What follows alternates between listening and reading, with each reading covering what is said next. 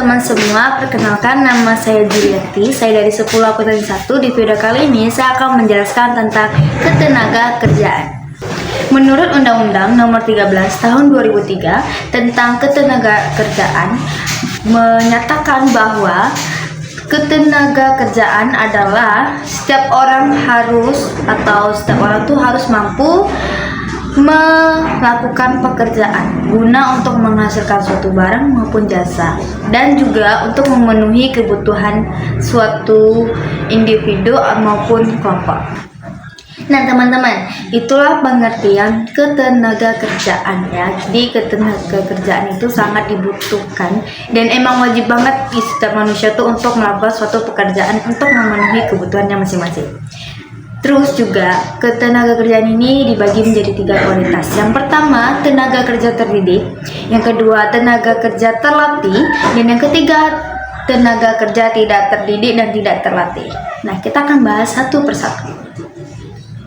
Yang pertama, tenaga kerja terdidik. Yang ini adalah tenaga kerja yang memperoleh keahliannya dari pendidikan, ya.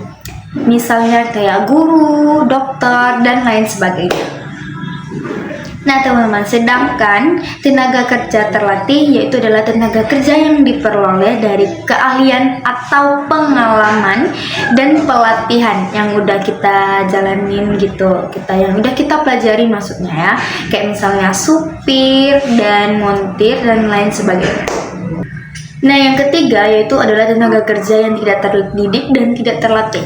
Ini adalah tenaga kerja yang tidak memerlukan pendidikan. Nah, maksudnya bukan nggak perlu pendidikan, cuman nggak perlu pengalaman, terus juga maksudnya tuh nggak butuh pelatihan, yaitu kuli dan buruh kasar ya. Sampai di sini itulah 3 kualitas tenaga kerja ya teman-teman. Selanjutnya ada pun 2 nih kategori tenaga kerja menurut BPS. Yang pertama, pekerja penuh. Yang kedua, pekerja tidak penuh. Jadi maksudnya yang pertama nih pekerja penuh, maksudnya tuh dalam seminggu itu kan ada 7 hari. Misalnya nanti kita kerja setiap hari. Nah jadi misal dari hari Senin sampai hari Jumat itu tuh kita kerja. Nah jadi dalam seminggu tuh kita harus memerlukan 35 jam ya, itu namanya pekerja penuh ya. Jadi udah full satu minggu tuh seharian tuh udah full, ada misal satu hari tuh 8 jam. Nah jadi kan 8 gitu, jadi seminggu tuh emang harus banget 35 jam. Itu adalah pekerja penuh atau lebih ya. Terus yang kedua, untuk pekerja tidak penuh, ini adalah pekerja yang kayak misalnya pekerja sampingan.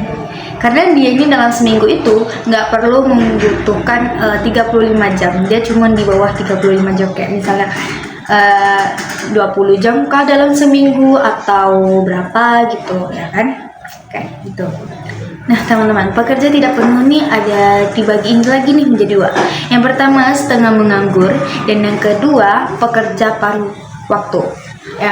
Maksudnya yang pertama ini setengah menganggur, maksudnya tuh lagi mencari pekerjaan ya, atau dia emang nggak bekerja, emang dia lagi di masa-masa emang susah mencari pekerjaan gitu kan, jadi peluang untuk kerja itu tuh benar-benar susah teman-teman. Terus untuk yang kedua, pekerja paruh waktu. Maksudnya ini pekerja paruh waktu tuh kayak misalnya kerja kayak kurang dari 35 jam dalam 1 minggu itu. Nah, yang udah saya bilang tadi, sama dia kayak pekerja tidak penuh. Ini kan masuk lagi ke dalam kategorinya terbagi lagi. Nah, gitu. Jadi pekerja paruh waktu tuh misal dalam seminggu tuh dia nggak nyampe 35 jam. Itu kayak misalnya beberapa jam aja. Misal satu hari dia cuma 2 jam.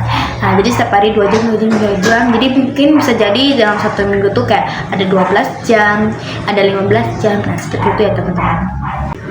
Kita lanjut pembahasan kita. Yang kedua yaitu angkatan kerja. Tadi yang pertama kan ketenaga kerjaan, yang kedua angkatan kerja. Jadi angkatan kerjanya adalah penduduk laki-laki dan perempuan yang berumur 15 tahun sampai 64 tahun itu dikatakan angkatan kerja atau orang yang masih mencari pekerjaan. Nah, itu namanya angkatan kerja.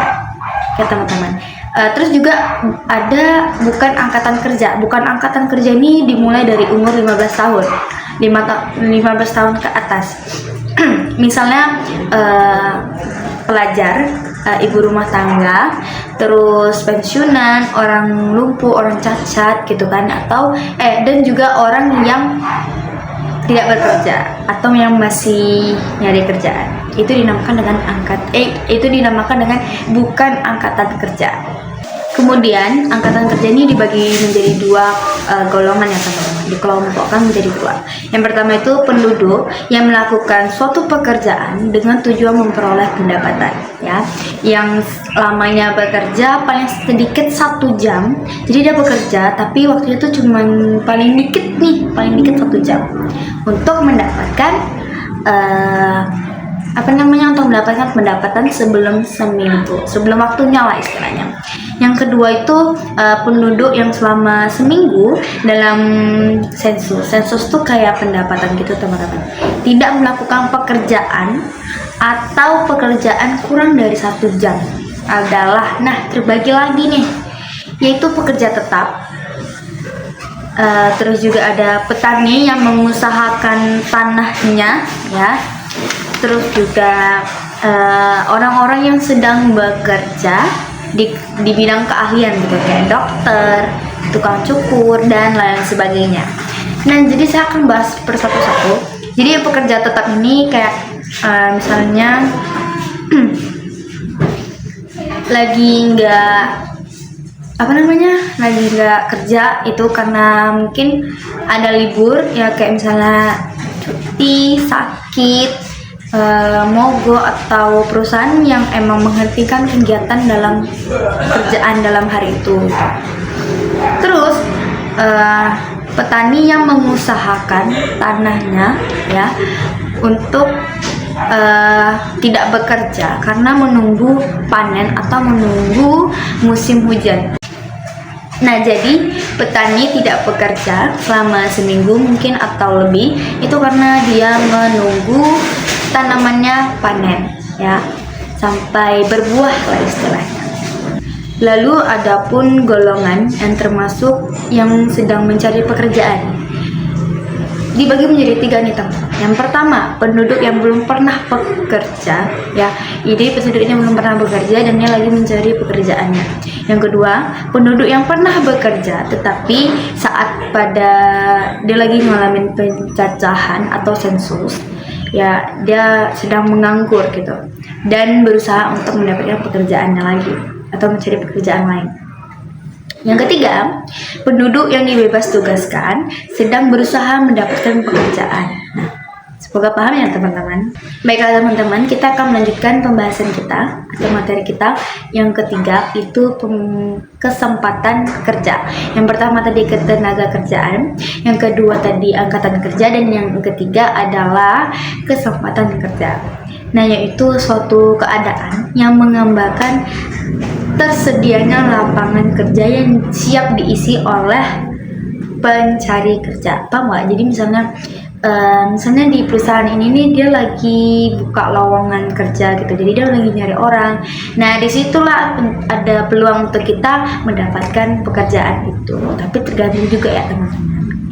Terus juga nih ada upaya pemerintah untuk mengatasi kurangnya kesempatan kerja, yaitu dengan kebijakan sebagai berikut. Yang pertama, menciptakan lapangan pekerjaan baru. Yang kedua, penyebaran penduduk dengan program transmigrasi. Yang ketiga, menggalakkan program padat karya. Yang keempat, mendorong terciptanya usaha baru dari investasi asing. Yang kelima, meningkatkan kemajuan teknologi, ya. Dan yang terakhir, memperbaiki pelayanan bagi warga yang akan bekerja di luar negeri. Nah, itu adalah upaya-upaya pemerintah ya untuk rakyat-rakyatnya biar mereka tuh bisa mendapatkan pekerjaan yang lebih baik. Oke, kita akan membahas pembahasan kita. Oke, kita akan membahas materi kita yang terakhir, yaitu yang keempat, pengangguran. Teman-teman pasti tahu lah ya, pengangguran itu yang orang yang seperti apa. Pengangguran itu adalah orang yang nggak bekerja, tapi sedang mencari pekerjaan baru ya. Jadi nggak semua orang menganggur tuh kayak dia nggak mau nyari pekerjaan, nggak. Dia tuh emang nggak bekerja, tapi lagi mencari pekerjaan. Karena yang sudah saya bilang sebelumnya, bahwa mencari pekerjaan itu tidak segampang itu teman-teman ya. Dan mungkin juga ada yang nggak bekerja karena dia tidak mendapatkan pekerjaannya itu. Oke? Baiklah teman-teman, sekian penjelasan saya tentang ketenaga kerjaan. Semoga pembahasan saya tadi bermanfaat buat teman-teman sekalian. Mohon maaf jika ada kesalahan kata dalam pembahasan tadi. Saya Julianti, izin pamit. Sampai jumpa.